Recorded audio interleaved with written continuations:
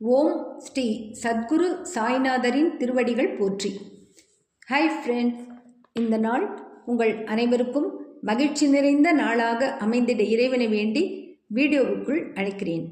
நாம் ஸ்ரீ சாயி சச்சரிதம் 9வது அத்தியாயம் சென்ற வீடியோவில் சாய்பாபாவின் வார்த்தைகளுக்கு கீழ்ப்படியாமல் நடந்தவர்களின் வாழ்க்கையில் நேரிட்ட சம்பவங்களையும், தர்கட் குடும்பத்தினர் சாய்பாபாவின் மீது கொண்டிருந்த எல்லையற்ற பக்தி அன்பையும், முக்கியமாக யாசகம் கேட்டு வருவோரை ஏன் இல்லறத்தார் ஆதரிக்க வேண்டும் என்ற நுட்பமான உண்மையையும் தெரிந்து கொண்டோம். மேலும் இல்லறத்தார் உணவு சமைக்கும்போது அவர்களை அறியாமலேயே பல நுண் உயிர்களை அழிக்க நேரிடுகிறது என்றும், அந்த பாவத்திற்கு பிராயச்சித்தமாக பிரம்ம யஞ்ஞம், வேத அத்தியனம், பித்ரு யஞ்ஞம், தேவ யஞ்ஞம், பூத யஞ்ஞம், மனுஷ அதிதி யஞ்ஞம் போன்ற தியாகங்களை செய்ய வேண்டும் என்பதையும் தெளிவாக தெரிந்து கொண்டோம். நம்மில் பல பேர் முன்னோர்கள் பின்பற்றிய பழக்க வழக்கங்களை அதன் அர்த்தம் உணராமலேயே பின்பற்றி வருகிறோம். ஆனால் அதன் நோக்கம் தெரிந்து பின்பற்றப்படும்போது நமக்கு நாம் செய்யும் செயல்கள் எந்திரகதியாக இல்லாமல் ஈடுபாட்டுடன் செய்ய நேரிடும் அல்லவா? மேலும் பாபா திருமதி தர்கட்டிற்கு கூறிய முக்கிய அறிவுரை, பசியால் துடிப்போருக்கு முதலில் ஒரு பிடி உணவு கொடுத்துவிட்டு பின் நாம் உண்பது இறைவனுக்கு மிகவும் உகந்த செயல் என்றும், ஏனெனில் எல்லா உயிரினங்களிலும் இறைவன் வாசம் செய்கிறார் என்பதையும் அறிந்தோம். இயேசு கிறிஸ்து உட்பட எல்லா ஞானிகளும் இதையேதான் போதிக்கின்றனர். செவிமடுக்கும் போது நமக்கு நிச்சயம் மனநிறைவு ஏற்படும். இந்த 10வது அத்தியாயத்தில் சாய்பாபாவின் வாழ்க்கை முறை மற்றும் அவருடைய அறிவுரைகளைத்தான் பார்க்க போகிறோம். வாங்க வீடியோக்குள் போகலாம். அத்தியாயம் 10. சாய்பாபாவின் வாழ்க்கை நடைமுறை, அவர் படுக்கும் பலகை, ஷீரடியில் அவரின் வாசம், அவரின் அறிவுரைகள், அவரின் பணிவு, மிகவும் எளிய வழி. அன்புடன் எப்போதும் சாய்பாபாவையே நினைவூட்டி கொள்ளுங்கள். ஏனெனில் அனைவருக்கும் நன்மை செய்யும் கவனத்தால் கவரப்பட்டு ஆத்மாவிலேயே உறைந்து நின்றார். வாழ்வு சாவு என்னும் புதிரை விடுவிக்கும் வழி அவரை நினைவுபடுத்திக் கொள்வது மட்டுமே. சாதனைகளிலேயே இதுதான் மிக மிக எளியதும் சிறந்ததுமான சாதனையாகும். ஏனெனில் அது எவ்வித செலவையும் உள்ளடக்காதது. இங்கு ஒரு சிறு முயற்சி பெரும் பரிசுகளை கொணர்கிறது.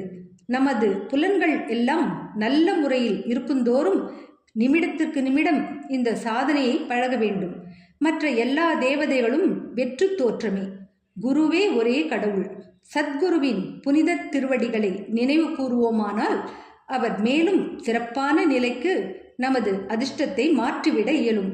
அவருக்கு சிறப்பாக சேவை செய்வோமானால் நாம் நமது சம்சாரத்தினின்று விடுபடுகிறோம். நியாயம், மீமாம்சம் போன்ற தத்துவங்களை நாம் பயில தேவையில்லை.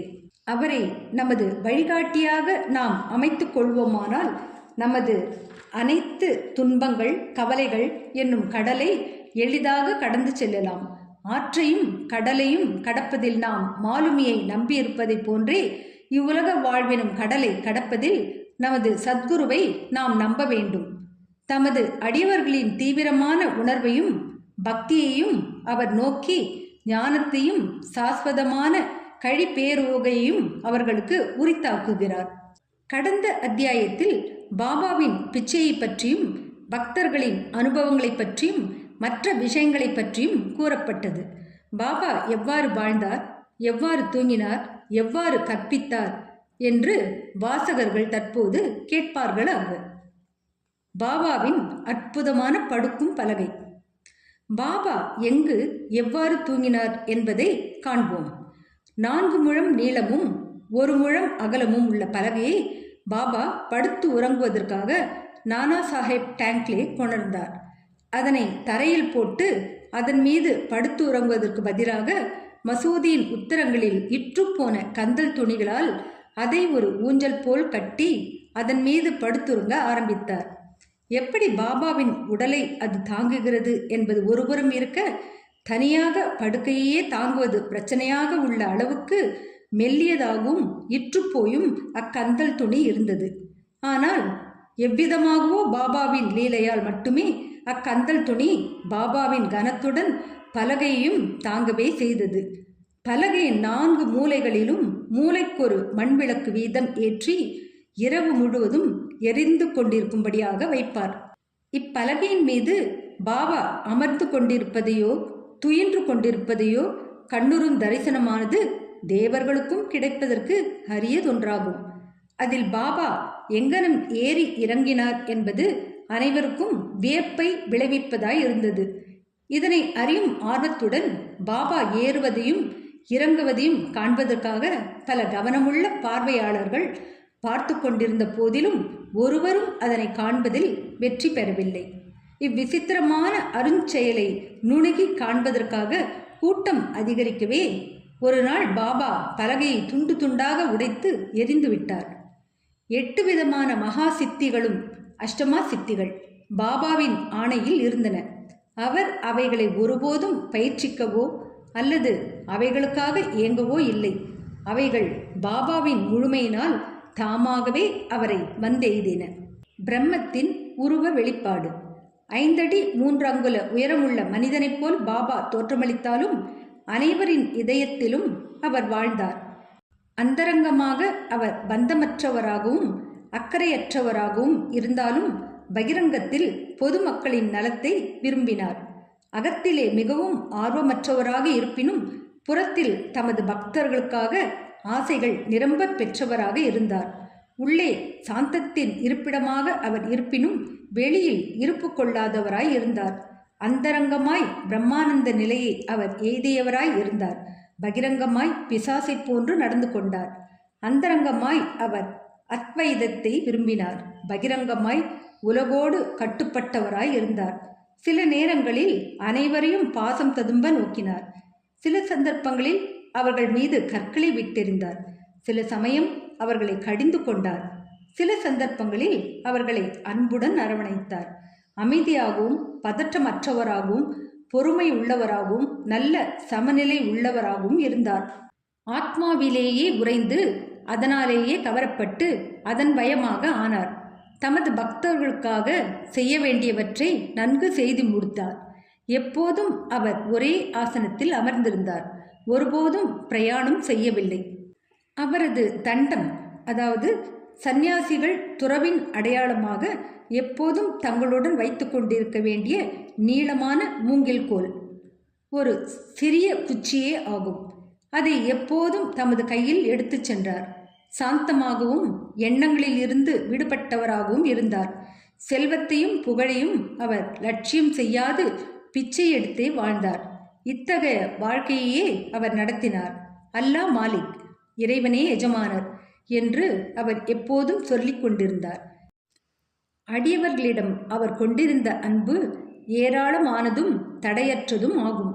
ஆத்ம ஞான சுரங்கமாகவும் பரமானந்தம் முழுமையும் நிரம்ப பெற்றவராகவும் இருந்தார்.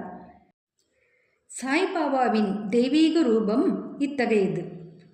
அத்தகைய எல்லையற்ற முடிவற்ற பாகுபாடற்ற புல் பூண்டிலிருந்து பிரம்மா வரையிலுள்ள பிரபஞ்சம் அனைத்தையும் அரவணைக்கும் ஏக தத்துவமே சாய்பாபாவாக அவதரித்தது. உண்மையில் தகைமையும் நல்ல அதிர்ஷ்டமும் பெற்ற மக்கள் சாய்பாபா என்ற பொக்கிஷ புதையலை பெற்றனர். உண்மையான மதிப்பை அறியாதவர்கள் அவரை ஒரு மனிதனாக சாதாரண மானிடப் பிறவையாக கருதுகிறார்கள். அவர்கள் உண்மையிலேயே பரிதாபத்துக்கு உரியவர்கள் ஆகிறார்கள். பாபாவின் ஷீரடி வாசமும் பிறந்த ஆண்டு பற்றிய அனுமானமும். சாய்பாபாவின் சரியான பிறந்த நாளையும் அவரது பெற்றோரையும் ஒருவரும் அறியார்கள். அவரது ஷீரடி வாசத்தில் இருந்து அதை ஏறக்குறைய தீர்மானிக்கலாம். அவர் 16 வயது பாலகனாக இருக்கும்போது முதலில் ஷீரடிக்கு வந்தார். 3 ஆண்டுகள் அங்கு தங்கியிருந்தார். பின்னர் திடீரென்று சில காலம் மறைந்து விட்டார். சிறிது காலத்திற்கு பின் நைஜாம் அவுரங்காபாத்துக்கு அருகில் 20 வயது நிரம்பி இருக்கும்போது தோன்றினார். மீண்டும் ஷீரடிக்கு சாந்த் பாட்டீலின் கல்யாண கோஷ்டியுடன் திரும்பினார். பின்னர் தொடர்ந்து 60 ஆண்டுகள் அவர் ஷீரடியில் வாழ்ந்தார். அதற்கு பின்னர் 1918ஆம் ஆண்டில் மகா சமாதி அடைந்தார். இதிலிருந்து பாபாவின் பிறந்த வருடம் ஏறக்குறைய 1838 இருக்கலாம் என்று கூற இயலும். பாபா மேற்கொண்ட பணியும் உபதேசமும். முனிவர் ராம்தாஸ் 1608 to 1681 17ஆம் நூற்றாண்டில் செழித்தோங்கி விளங்கினார்.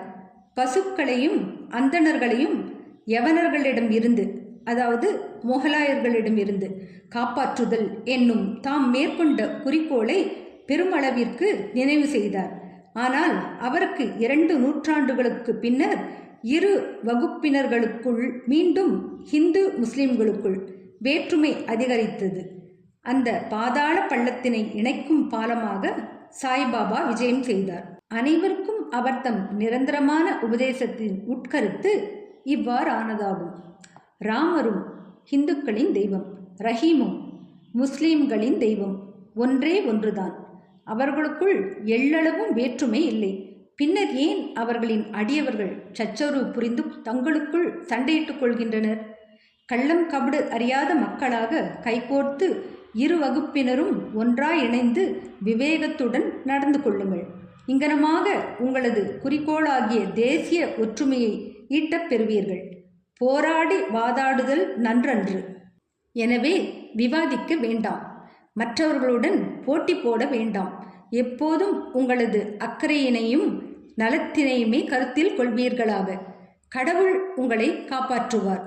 யோகம், தியாகம், தவம், ஞானம் என்பன கடவுளை அறியும் நெறிகள். இந்த வழிகளில் ஏதேனும் ஒன்றன் மூலம் நீங்கள் இதில் வெற்றி பெற இயலாவிடில் உங்கள் பிறப்பு வீணே ஆகும். யாரேனும் ஏதாவது தீமையை உங்களுக்கு செய்வாராகில் அதற்கு பழிக்கு பழி வாங்காதீர்கள். நீங்கள் ஏதேனும் செய்ய இயலுமானால் பிறருக்கு சிறிது நன்மையை செய்வீராக. இது அனைவருக்கும் சாய்பாபா அளித்த உபதேசத்தின் சுருக்கம். இது லௌகீக ஆன்மீக விஷயங்கள் இரண்டிலுமே நலம் பயப்பதாகும். சத்குருவாக சாய்பாபா. ஏராளமான குருக்கள் இருக்கின்றனர். தங்கள் கரங்களில் ஜால்ரா, தாளக்கருவி, வீணை சகிதம் வீடுதோறும் சென்று தமது ஆத்மீகத்தை படோடாபம் செய்து கொள்ளும் குருக்கள் உண்டு. அவர்கள் மந்திரங்களை தமது சீடர்களின் காதில் ஓதி அவர்களிடமிருந்து பணத்தை கறப்பர். தமது சீடர்களுக்கு கடவுள் பற்றையும் கடவுள் நம்பிக்கையும் உபதேசிப்பதாக உணர்ச்சி வகையில் வெளிப்படையாக காட்டிக்கொள்வர். ஆனால் அவர்களே இறை அனுபவம் அற்றவராக இருப்பர். ஆனால் சாய்பாபா தமது தகைமையையும் கடவுள் பற்று மெய் உணர்வையும் காண்பிப்பதற்கு எவ்வித சிறிய முயற்சியும் எடுக்கவே இல்லை. அடியவர்களிடம் பெருமளவு அன்பு கொண்டிருந்தார். 2 விதமான குருக்கள் இருக்கின்றனர். ஒன்று நியத், நியமிக்கப்பட்டவர், குறிக்கப்பட்டவர். 2 அனியத், நியமிக்கப்படாதவர், பொதுவானவர். பின்னவர்கள் தங்கள் உபதேசங்களால் நம்மிடத்தில் உள்ள நற்பண்புகளை அபிவிருத்தி செய்கின்றனர். நமது இதயத்தை தூய்மைப்படுத்துகின்றனர். நம்மை வீடு பேற்றை அடையும் பாதையில் செல்ல தூண்டுகின்றனர். இதற்கு மாறுபாடாக முன்னவர்களாகிய குருக்களோ நமது தனி இயல்பை, பேத உணர்வை அழித்து நீயே அது என்று உணரச் செய்து நம்மை ஏகத்துவத்தில் ஸ்தாபிக்கின்றனர். பல்வேறு வகையான உலக ஞானத்தை அளிக்கும் பல திறத்தான குருக்கள் இருக்கின்றனர். ஆனால் நம்மை நமது இயற்கையில், ஆத்மாவில் நிலைப்படுத்தி உலக வாழ்வினும் சாகரத்துக்கு அப்பால் நம்மை சுமந்து செல்பவரே சத்குரு எனப்படுவார். சாய்பாபா அத்தகைய ஒரு சத்குரு ஆவார். அவருடைய பெருமையை விவரிக்க இயலாது. யாரேனும் பாபாவின் தரிசனத்தை பெறச் சென்றால் கேட்கப்படாமலேயே அவரது கடந்த கால, நிகழ்கால, எதிர்காலங்களின் ஒவ்வொரு விவரத்தையும் உரைப்பார். எல்லா ஜீவராசிகளிடமும் அவர் தெய்வீகத்தை கண்டார். நண்பர்களும் பகைவர்களும் அவருக்கு ஒன்றே. அவாவற்றவராகவும் சமன் செய்யப்பட்டவராகவும் இருந்த அவர் தீயோருக்கும் கட்டுப்பட்டு செவிசாய்ந்தார். சுபீட்சத்திலும் எதிரடையான சூழ்நிலையிலும் அவர் ஒரே மாதிரியாய் இருந்தார். எப்போதும் எவ்வித ஐயமும் அவரை தீண்டவில்லை. இவ்வுடம்பில் அவர் இயங்குகிறார் எனினும் எள்ளளவும் தமது உடம்பிலேயோ வீட்டிலேயோ பற்றற்றவராகவே இருந்தார். உடலுறு கொண்டு அவர் தோற்றமளித்தாலும் உண்மையில் அருவமானார். அதாவது இந்த வாழ்க்கையிலிருந்தே விடுதலையானவர். அத்தகைய சாயியை தங்கள் கடவுளாக வழிபட்ட ஷீரடி மக்கள் ஆசீர்வதிக்கப்பட்டவர்கள். அவர்கள் உண்ணும் போதும் அருந்தும் போதும் புழக்கடையிலும் வயலிலும் மற்ற பிற இல்லற தர்மங்களை செய்யும் போதும் சாயியை நினைவு கூர்ந்தார்கள். அவர் தம் புகழை பாடினார்கள். சாயியை தவிர பிறிதொரு கடவுளை அவர்களுக்கு தெரியாது. ஷீரடியில் வசித்த பெண்களின் அன்பின் இனிமையை எங்கனம் விவரிக்க முடியும்? அறியாதவர்களாக இருப்பினும் அவர்களின் தூய அன்பு எளிய கிராமிய மொழியில் பாபாவின் புகழை கவிதையாகவும் தெம்மாங்கு பாடலாகவும் பாட உணர்வூட்டியது. எழுத்தறிவு அவர்களிடம் இல்லையாயினும் உண்மை கவித்துவத்தை அவர்களின் எளிமையான பாடல்களில் தெளிவாக உணர முடியும். படிப்பறிவு அன்று, ஆழ்ந்த அன்பே அத்தகைய பொருள் செறிந்த பாடல்களை வெளிக்கொணர்ந்தது. அப்பாடல்கள் ஆழ்ந்த அன்பின் வெளிப்பாடே. சற்றே அறிவு கூர்மையுள்ள ஆர்வலரால் அவற்றை உணர்ந்து இன்புற முடியும். இந்த கிராமிய பாடல்களை சேகரித்து தொகுப்பது மிகவும் அவசியமான ஒன்று. பாபாவின் விருப்பத்தால் அதிர்ஷ்டமுடைய பக்தர் எவரேனும் இப்பணியை மேற்கொண்டு சாய் லீலா சஞ்சிகையிலோ அல்லது தனி புத்தகமாகவோ பிரசுரிக்கலாம். பாபாவின் பணிவுடைமை. பரமாத்மா அல்லது கடவுள் 6 குணாதிசயங்களை உடையவராக கூறப்படுகிறது. அதாவது 1 புகழ், 2 செல்வம், 3 பற்றின்மை, 4 ஞானம், 5 பேராற்றல், 6 வள்ளன்மை ஆகியவை ஆகும். பாபா இவை அனைத்தையும் தன்னிடத்துடையவராக விளங்கினார். இவ்வுடம்பில் அடியவர்களுக்காக அவதரித்தார். அவரது அருளும் அன்பும் அதிசயத்தக்கவை.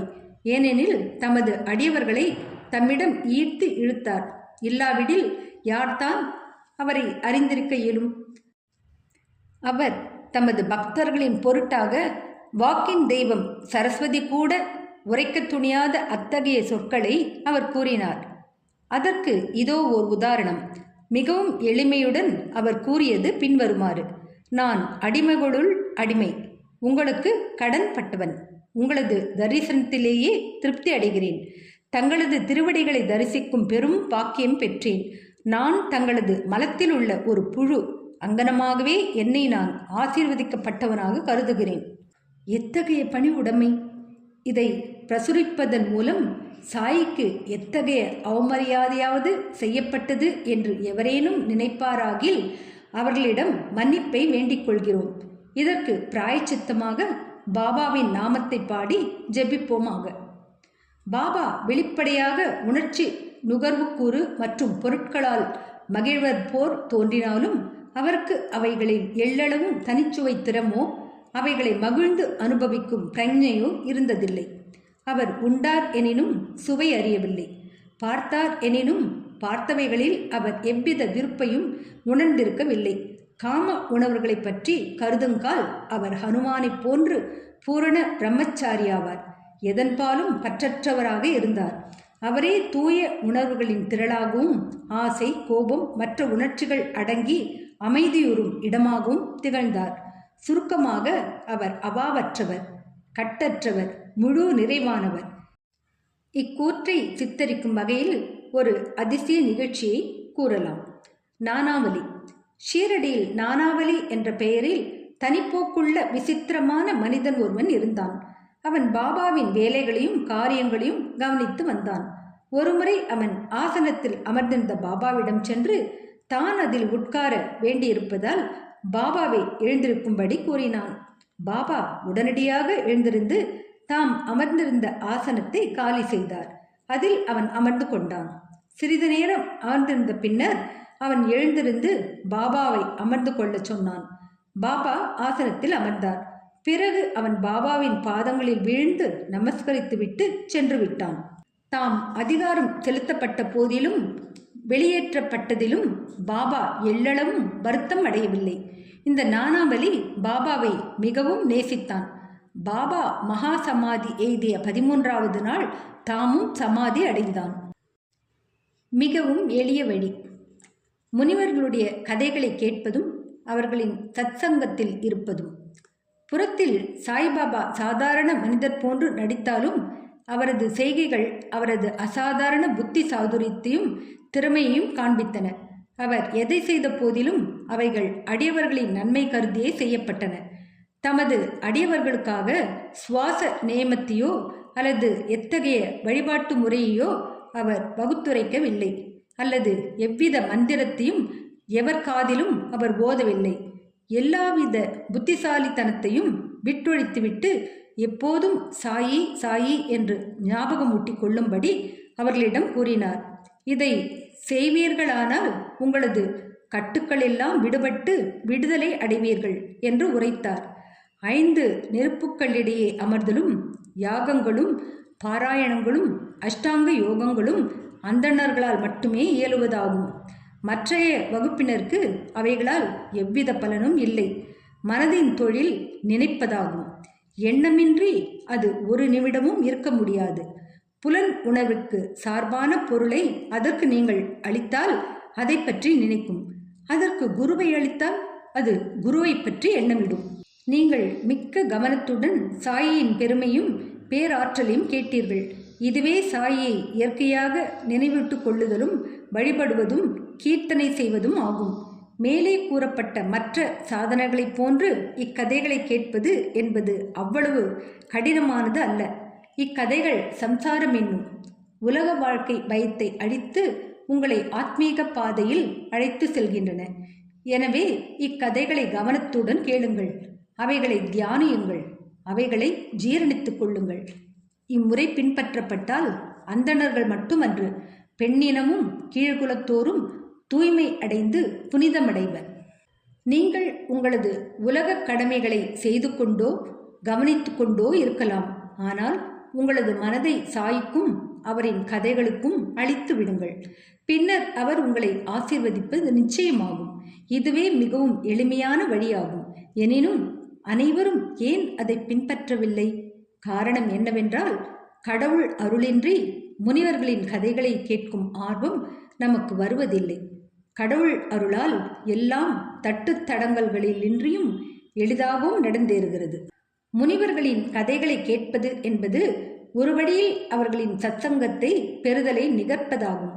முனிவர்களின் கூட்டுறவின் முக்கியத்துவமானதும் மிகவும் பெரியது. நமது உடல் உணர்வையும் அகங்காரத்தையும் அகற்றி பிறப்பு இறப்பு என்னும் சங்கிலி தொடர்ச்சியை அறவே அழிக்கிறது. இதய முடிச்சுக்களை எல்லாம் துண்டாக அறுத்துவிட்டு தூய உணர்வான கடவுளிடத்திலேயே நம்மை அழைத்து செல்கிறது. புலன் உணர்வு விஷயங்களை பற்றி நமது அவாவின்மையை நிச்சயம் அதிகரித்து இன்ப துன்பங்களை நாம் முழுவதும் லட்சியம் செய்யாதவாறாக்கி ஆத்மீக பாதையில் மேன்மேலும் நம்மை அழைத்து செல்கிறது. நாமஸ்மரணம், வழிபாடு அல்லது பக்தி போன்ற சாதனைகள் உங்களிடம் இல்லையாயினும் ஞானிகளிடம் உங்கள் முழு இதயத்தோடு சரணாகதி அடைவீர்களானால் இவ்வுலக வாழ்வெனும் பெருங்கடலுக்கு அப்பால் அவர்கள் நம்மை பத்திரமாக இட்டுச் செல்வார்கள். இக்காரணத்துக்காகவே முனிவர்கள் உலகில் அவதரிக்கிறார்கள். உலகத்தின் பாவங்களை அடித்துச் செல்லும் கங்கை, கோதாவரி, கிருஷ்ணா, காவேரி முதலிய புனித ஆறுகள் கூட முனிவர்கள் ஸ்நானத்திற்காக தங்களிடம் வரவேண்டும் என்றும் தங்களை புனிதப்படுத்த வேண்டும் என்றும் விரும்புகின்றன. முனிவரின் பேராற்றல் அத்தகையது. முந்தைய பிறவிகளில் நாம் செய்த நற்கருமங்களின் சேமிப்பு குவியல்களால் நாம் சாய்பாபாவினுடைய திருவடிகளை அடைய பெற்றோம். சாயின் ரூப தியானத்துடன் இந்த அத்தியாயத்தை நாம் முடிக்கிறோம். அத்தகைய சுந்தரமான அழகுபடைத்த சாயி மசூதியின் விளிம்பில் நின்று கொண்டு ஊதியை ஒவ்வொரு பக்தருக்கும் அவரவர் நன்மையை கருத்திற்கொண்டு விநியோகித்து கொண்டிருக்கிறார். இவ்வுலகை வெறுமையாய் கருதி பரமானந்தத்திலேயே எப்போதும் திளைத்து கொண்டிருக்கும் அவர் முன்னால் வீழ்ந்து வணங்குகிறோம். ஸ்ரீ சாயியை பணிக. அனைவருக்கும் சாந்தி நிலவட்டும். அடுத்த அத்தியாயத்தில் சகுன பிரம்மமாக சாயி, பஞ்சபூதங்களின் மேல் பாபாவின் கட்டுப்பாடு போன்றவற்றை பார்க்க இருக்கிறோம். அடுத்த அத்தியாயத்தில் சகுன பிரம்மமாக சாயி, பஞ்ச பூதங்களின் மேல் பாபாவின் கட்டுப்பாடு போன்றவற்றை பார்க்க இருக்கிறோம். என்ன ஃப்ரெண்ட்ஸ், இந்த வீடியோ பிடிச்சிருந்தால் லைக் பண்ணுங்கள், ஷேர் பண்ணுங்கள், சேனலை சப்ஸ்கிரைப் பண்ணுங்கள். எனக்கு இதுவரை சப்ஸ்கிரைப் பண்ணியுள்ள அனைவருக்கும் என்னுடைய மனமார்ந்த நன்றிகள்.